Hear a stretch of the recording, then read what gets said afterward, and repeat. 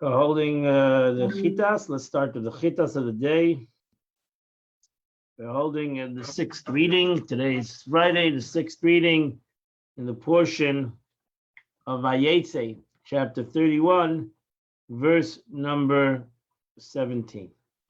Yaakov arose, Vayisav, Banav, Esnashav, Algamalim, and he lifted his sons and his wives upon the camels. So that's there. Banav and Nashav hittim Zacham the cave. Over here, you see that Yaakov started with the men and then he went with the women. That was not out of modesty. You see the opposite by Esav. He always put the women first, and didn't do that because he was respected as a gentleman, but as a immodesty. And he led his livestock and all his possession that he had required, the purchase of his acquisition, which he had acquired in Padan Aram, Love El Yitzchak Aviv to Canaan, to come to Isaac, his father, in the land of Canaan. What does that mean? Rashi says, what he had purchased from the sale of his animals. He purchased maidservants, manservants, and maidservants, camels, and donkeys. So he acquired all that, and that's what he was going back with to the land of Canaan. He was traveling back home. V'lavan halach, verse 19, I'm sorry. Verse 19, V'lavan halach ligay as Tainai, and Lavan went to share his own sheep. Vatignei Rachel, and meanwhile Rachel stole as Atrafim, her father, Asher Lavi, her father's Terafim, his father's idol worship utensils. So that's the reason because they were 3 days apart. So Lavan didn't know that Yaakov left. And Rachel, she intended to separate her father from idolatry. So she wanted to help her father get rid of idol worship. So she took his idol worshiping paraphernalia, I don't know, called Terafim. Vayignev Yaakov is slave Lavan, and Yaakov concealed from Lavan. He's not telling Lavan that he has basically gone home. And he and everything that he had fled. And they traveled past the river. And he directed himself towards Mount Gilad. You go to Lavan, and then Lavan found out on the third day that Yaakov is not coming home. He's moved on. Because there were 3 days between them. So now he's realizing Yaakov Avinu, he's traveling towards Yaakov, and Yaakov Avinu is not there. He's left. So he took his kinsman with him. Because there were 3 days, it was now 6 days away. And he overtook him in Mount Gilad. So that's his brother's kinsman. 7 days. All of those 3 days during the time that the reporter went to tell Lavan, Jacob is on his way. We find that Yaakov was 6 days distant from Lavan. On the 7th day, Lavan overtook him. We find that the entire distance that Yaakov had traveled in 7 days, Lavan traveled in 1 day. Something that Yaakov was traveling with 4 women and 12 children. It took him longer the journey. Lavan got on the horses and they chased after him. And God came to Lavan in a dream at night. And God told him, be careful, beware not to talk to Yaakov, good or bad. I don't want to even talk to Yaakov even good. Why? Because Kol Tevason Shalashay, Rashi says, Rahi, all good of the wicked is bad by righteous people. Yaakov Lavan is Yaakov, and Lavan overtook Yaakov. Yaakov took Olad Bahar. Yaakov pitched his tent in the mountain, on the mountain. Lavan took his Echabara Gilad, and Lavan pitched his tent on Mount Gilad. Lavan Yaakov. So Lavan said to Yaakov, Masisa, what have you done? Batigneves Levavi, and you've concealed from me, you stole from me. But Tenag is when they say, you led away my children, my daughters, like prisoners. As she says, like captains of the sword. Any army that goes to war is called cherev, a sword. Why have you fled secretly? You stole from me. Well, I got it to you. Why didn't you tell me that you're leaving? You think I wouldn't send you? I would send you off b'simcha. I would send you away with joy, with drums and with harps. I would make a whole party for you. So Rashi says, "What you steal from me? Still, you conceal from me. The neighbor's das. This is the law of stealing somebody's das. You didn't steal his money. You stole his knowledge. You didn't tell him the truth." Verse 28, why didn't you allow me to kiss my sons? My daughters. This you have acted foolishly. Yes, I have the power to inflict harm upon you. But the God of your fathers.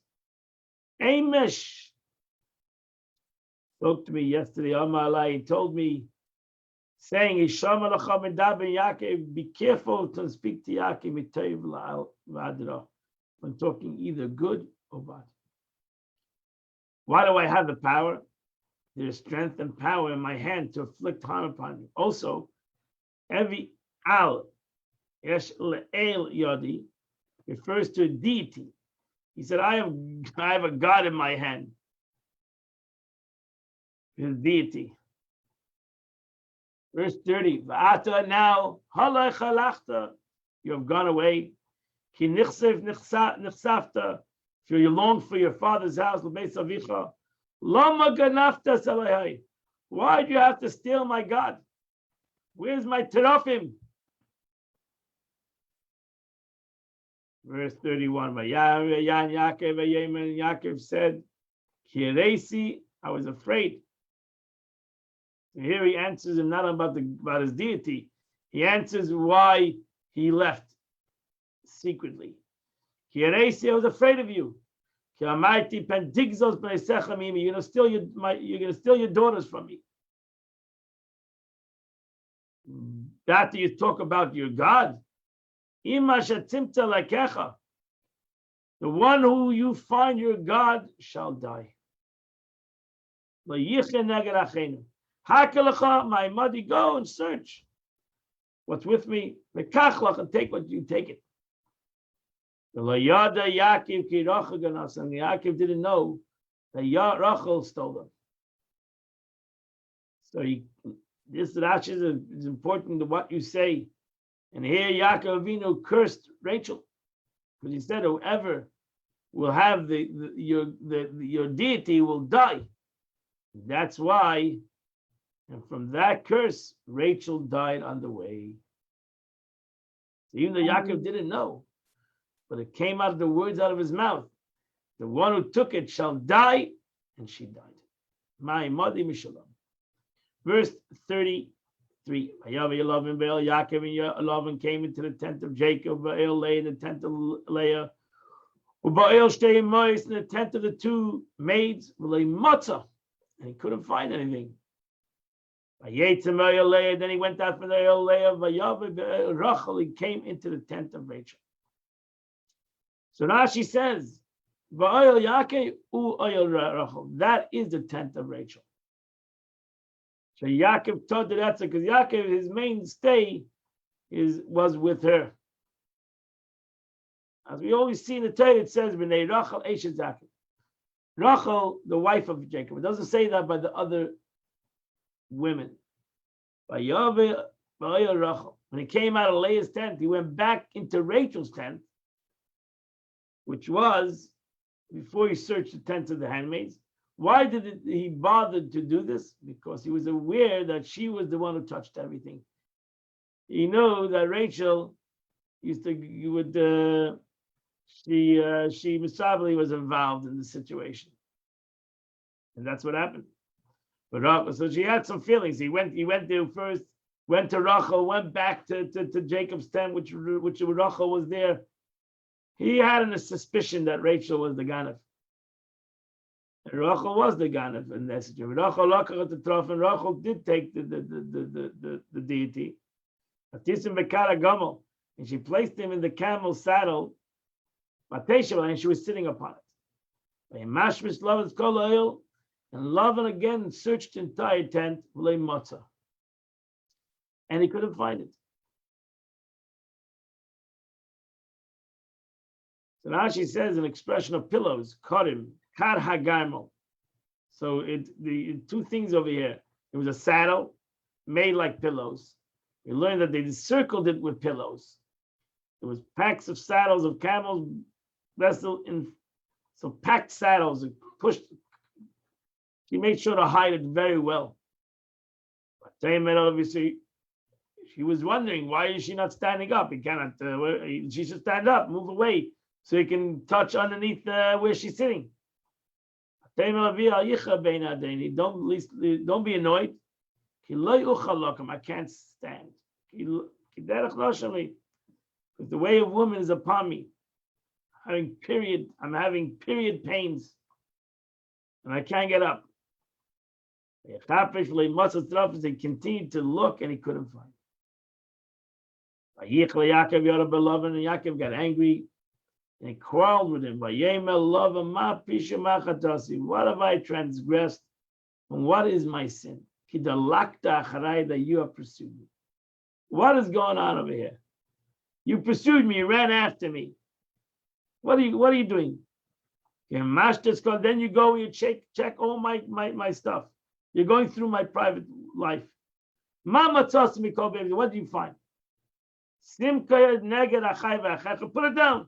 Whatever you found, let's put it down over here on the table. And let us decide between the two of us. But see what I've taken for you. You find anything that belongs to you in my possessions. Verse 38, this is 20 years I'm with you. And your she-goats, they're not aborted, they all had healthy children. I had not even eaten your rams of your flock. So that's that they had not aborted their fetuses. And the rams of your flocks, for here they deduce that even 1 day old ram is called a ram. Likewise, what is his boast? He did not eat rams, but he ate lambs. If so, he is a thief. So I didn't touch nothing. Never touched a thing of yours. Today, I never brought home anything that was torn by other animals. I would suffer its loss. For my own money. You demanded for my own wages. Enough to yom, what was stolen by the day, enough to Lila, even what was stolen at night, was my responsibility. So Rashi says today, for anything, nothing was torn by a lion or a wolf. An expression similar to Yachtia, did not miss. I would suffer the loss if it was missing. It was missing to me, not to you.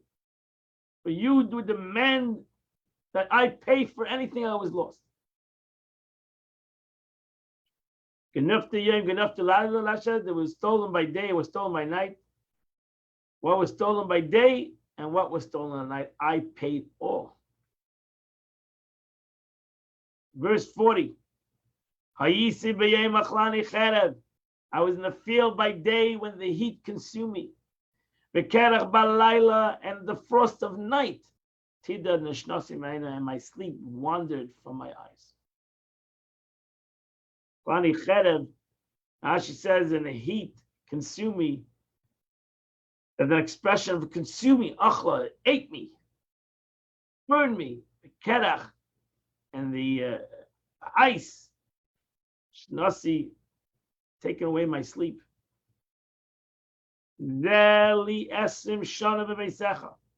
This is 20 years I've spent in your house. I worked for 14 years. For your two daughters. I worked 14 years to marry your two daughters. And then 6 extra years in all your flock. But the chalik is maskarti esemim. You change my wages 10 times. Whatever we made up, you changed. You would change the stipulation of from the speckle to the spot to the ring. Nothing what we planned went well. Everything you changed. Verse 42. Luli Elokei Avi Elokei Avram Upachad Yitzchak. Had it not been for the God of my father, the God of Abraham and the fear of Isaac. I speak Hayali, who was with me, anything that I have is not, you didn't give me. God gave it to me, because you would have sent me empty-handed. God has sown my affliction and the toil of my hands. And reproved you last night. Told you, don't talk to Jacob, bad or good. Only God stopped you. So he said the fear of Isaac. He said the God of Abraham, but he said the fear of Isaac. He did not wish to say the God of Isaac, because the Holy One, blessed be, does not associate his name with the righteous, even while as long as they're alive. He said to him upon his departure, Beersheba, I am the Lord, your God of Abraham, your father, and the God of Isaac. Since his eyes became dim, blind, he's like a dead man. Jacob was afraid to say the God and said the fear of Isaac. Vayechach is the aspect of reproof. Expression of proof is not expression, it's not an expression of clarification, but of reproof. Because Vayechach can also mean concept of clarification, proof. But over here, it means reproof. And that completes the Chumash of the day. We go now to the Tanya of the day. And we're still in the fourth essay of the Kuntres Acharon. We're still in the fourth essay. The Rebbe will now point out the spirituality inherited in the very service of action related to mitzvahs in comparison to intellectual generated love and all. We continue to explain this, and the Alter Rebbe continues to bring other proofs and other analogies to understand and to clarify to us that the most important thing in life is not only learning about and contemplating and meditating, but actually a physical action. The direction of the latter form of divine service is merely elevation, which causes halah, which in Hebrew it's called halah, elevation, which causes a corresponding elevation of light above. The ultimate intent of creation is fulfilled not by elevation, but by particular commandments, for their function is hamshacha. So that's the most important thing. These two words, halah, elevation, hamshacha, to bring something down. So life, the Eibishter didn't create the world for halah, only to go higher and higher, which we do, continue to go higher and higher. That's what we say always on a yard side. You should have an aliyah. Shama should have an aliyah. Should continue to go higher because he cannot come down. Cannot come down. So therefore, he should always go higher. Really, we should say he should come down again. That's what Mashiach should come and he should come down. Why does he keep on going higher? Because in Gan Eden, you only go higher. In this world, you only bring things down lower. Hamshacha, the purpose of me being in the world is to bring things down. Hamshacha, to bring things down in the world. And that's what's the most important thing. So even though we can contemplate God and have the spiritual journey, and we can go higher and higher and higher in spirituality, but that's not the purpose of creation. The purpose of creation is to bring God down into the world. Hamshacha, not Allah. That's, the Rebbe says, that's alone where you see that the mitzvah is the most important thing. Because the mitzvah is the Hamshacha, is the bringing down God into the world. The descent, not the ascent. That's what the Alter Rebbe is going to explain. Besides all above, besides what I just mentioned in the last couple of days, we've been learning this essay. Meaning all the above mentioned ways in which action-related mitzvahs are superior to intellectual, aroused love and fear. Why? Because it goes, actually, we're talking all about the way it goes to the heaven, the way it's connected to the essence of God. Is yet another superior quality to particular mitzvahs. And what is it? Even in the case of a soul of Atzilus, like Moshe Rabbeinu, though it derives from the vessels of Atzilus, so it derives its life force from the vessel of Atzilus. It's amazing. And equal is this case of Nefesh Ruach, of souls that come from the vessels of Yitzir and Asiyah.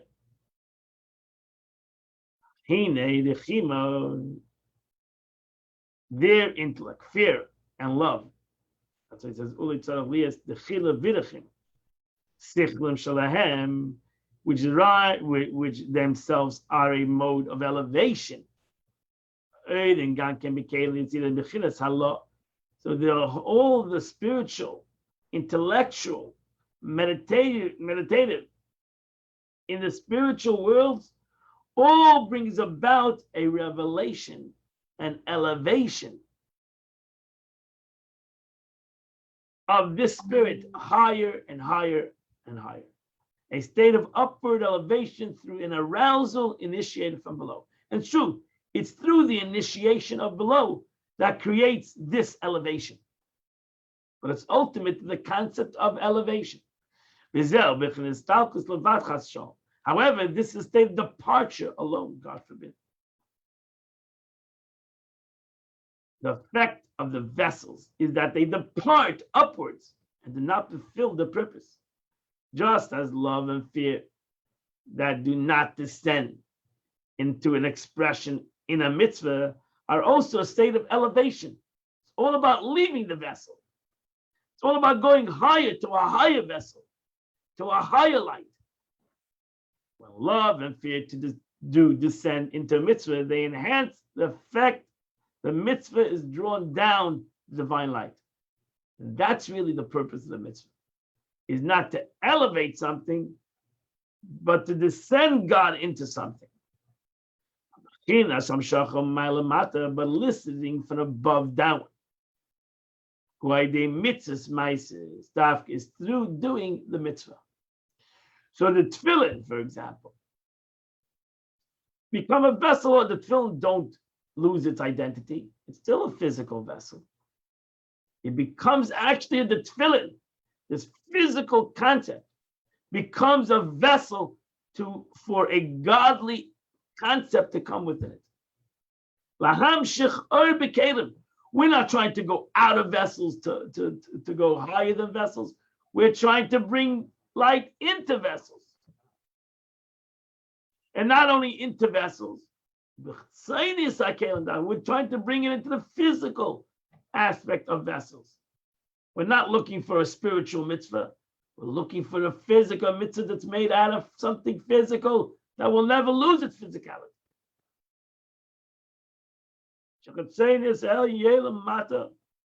that the external part of the spiritual level descends while the internal aspect of the inferior level rises.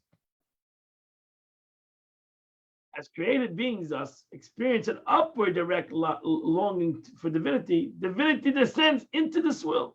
So maybe The mitzvah wants to go above, but the Eid of God comes down below. So we elevate the physical, but by elevating the physical, we create that the physical becomes a vessel for the spiritual. And we want that the physical should become a vessel for the spiritual.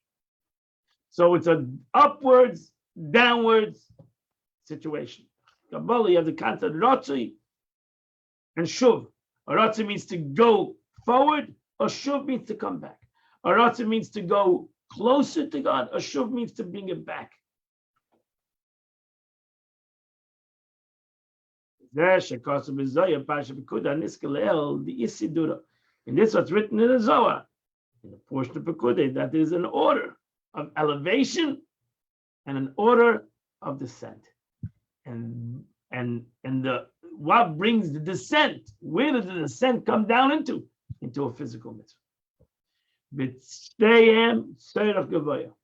And both are divine purpose. You can't say there's more purpose in the ascent than the descent. Allah Amshacha. Meaning man's spiritual service, the elevation and the elicitation. Allah, the going up and the bringing down. We need both. The elevation of Mayim Nukvim, we are doing the elevation, the feminine waters, which comes from the world of Tayu, the sparks of the world of Tayu. We elevate those sparks. V'chinas avoda is accomplished by elevation of the sparks, by deed and speech. But what happens when we elevate these sparks? What happens is the ultimate purpose is a downward progression. We, through elevating and making a vessel and revealing these sparks, and creating that this vessel, let's say tefillin again, that comes from the cowhide, and the portions that also comes from parchment, and we write it, and we take it and we use it for holiness. We reveal its true entity. So we elevate the spark that was in it. It goes above, and now comes below a revelation of God into this mitzvah. As long as we did it, la halacha, we made the tefillin the way we're supposed to put on. We make the tefillin. We put on tefillin the way we're supposed to put on tefillin. Which tefillin has a dimension, has its laws, and even has its time. Because tefillin, the mitzvah, is in a physical world. Therefore, it has its laws, its dimensions, its time. All to bring down into this world, this physical world of time and space, to bring down a light of God into this world. Because that's the whole purpose of going up, of elevating something, is to bring something down. And this is the whole purpose of the downward progression of all various worlds, that the supernal light be revealed below. Not the inferior level be elevated, even though it does.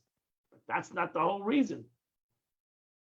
Because that only happens in the moment, while the elevation coming to the world stays forever. And even so, elevation, so when an elevation is necessary, this involves not the ascent of the light, for what would be moved toward departure, but simply an elevation of the vessels to the supernal light. This is simply quality of Shabbos and Yom Kippur, at which time there's an elevation of the worlds. Aliyas ha'olamis. On Shabbos, the worlds go back to its source, where the vessels are in state of elevation to the supernal light. But not the elevation and departure of the lights, God forbid. That would, then the world would disappear. As is brought down in, so it's an elevation of the vessel, Everything has a light and a vessel. We're trying to elevate the vessel so the light can be even more revealed in this world. The nefesh ruach neshama of man, relative to his physical body in this world, are considered as lights relative to vessel. So my soul is the light, my body is the vessel. So by elevating my body, I'm not getting rid of my neshama. By elevating my body, by bringing my body to a higher level, I actually reveal my neshama more. I have a greater revelation. So that's really the point. So the point of my ascent is that this should be an ascent. Because there's two different things. I am ascending my body, and I'm descending my soul. I'm elevating my body, and by that I'm revealing my soul. Allah, I'm uplifting my body, taking it away from the physical, corporal, mundane, negative, dirt, whatever, cleansing it. And by me elevating my body, my soul comes down in a greater revelation. And that's really the whole purpose why I elevated my body. And so to intellectual fear and awe related to the mitzvah or action, they are also as a soul to the body. So the whole reason why I have spiritual contemplation is that the mitzvah should become more revealed. That's the whole purpose, that the intent should be more revealed in the mitzvah.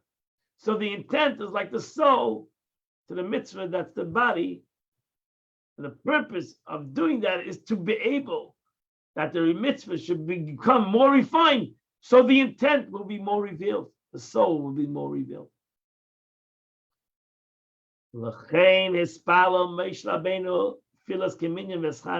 And now you understand why Moshe Rabbeinu prayed 550 mitzvahs, 550 prayers. So the word Ve'eschanan. Why did he pray so much? To go into Israel. He wanted to go into Israel. No, he wanted to go into Israel, Akiyam mitzvahs maisis. So you'll be able to do, because he wanted to bring it into a Gashmi. He wanted to take all his spiritual contemplation and all his love of God and fear of God to bring it into a physical, to be mamshich the earth. He had all this light,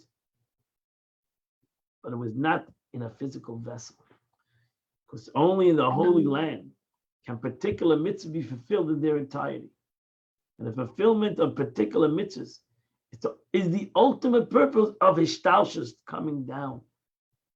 For through them, divinity is drawn down in the netherworlds. Why? We're all praying for Mashiach, because we want to again do the entire Torah. Can you imagine that you have 630 commandments, but the majority we cannot do? Because there's no Beis Hamikdash.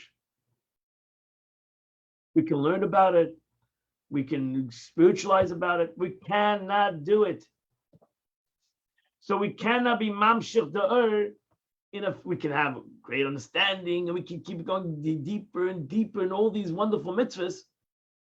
We cannot bring it down into the physical world. What a sad situation. That we cannot. That's why Moshe Rabbeinu cried and prayed to the Eibishter, I want to bring it down. I comprehend it. I understand it at all spiritual levels, and I keep on journeying higher and higher. So I keep on having Allah. I keep on having an elevation of mitzvahs and the meaning of it and the deeper contemplations of it. But I can't be mamshech it. I cannot bring any of this down. I can't have the mitzvah because I cannot do the mitzvah. I'm in a desert. Can't do the mitzvah. We should have the same yearning. That's why the Rama writes that we need to yearn for the coming of Mashiach. Why not? Because we want to do the mitzvahs. Moshe Rabbeinu had a yearning to do a mitzvah. We should also have a yearning that Mashiach should come and we'll be able to do all the mitzvahs that we have learned in a reality. Amen. And so to regard to the physical utterance of their law. For by uttering and studying the law of mitzvahs with physical speech, we also draw down the light below. And therefore we can accomplish it a little bit today. And that's by learning it. Because the Eibush says, when you learn it, I'm going to consider as if you did it. But still, there's no comparison learning about something and reading about something to actually having it in a physical way. And True. that's how the Alter Rebbe completes, again, another emphasis on the power of action, power of doing the mitzvah. How important it is for us to do the mitzvah. Because without us doing the mitzvah, we just don't bring this greatness to the world. And we need to bring the greatness to the world. We need to bring God to the world. And that's really our service. The whole purpose of the elevation is all for the descent of godliness in this world. This completes the Tanya of the day. And the Tillim of the day is today is the 8th day of the month, which is chapter 44, 45, 46, 47, 48. So 44 to 48. And you would do the chitas of the day. I want to wish everybody a wonderful, beautiful Shabbos. Don't forget that Shabbos comes in earlier. The Shabbos change the clock, so it's around 5:15, something like that. Not sure exactly, but Shabbos comes in earlier. So make sure that you're ready for Shabbos. It's a little early to Shabbos. I want to wish you a wonderful Shabbos, a beautiful Shabbos. Don't forget to say your chitas tomorrow, wherever you are. And we'll see you all in Mitz Hashem on Sunday morning. We'll start a new parsha, a whole new parsha Vayishlach, and we'll continue to journey towards Yutas Kislev. In one more week, we finish Kuntas Achron, and one more week we start over the whole Tanya again. I wish you all a wonderful, beautiful, and gorgeous Shabbos. God bless you all. Thank you, Rabbi. You too, Rabbi. Yeah.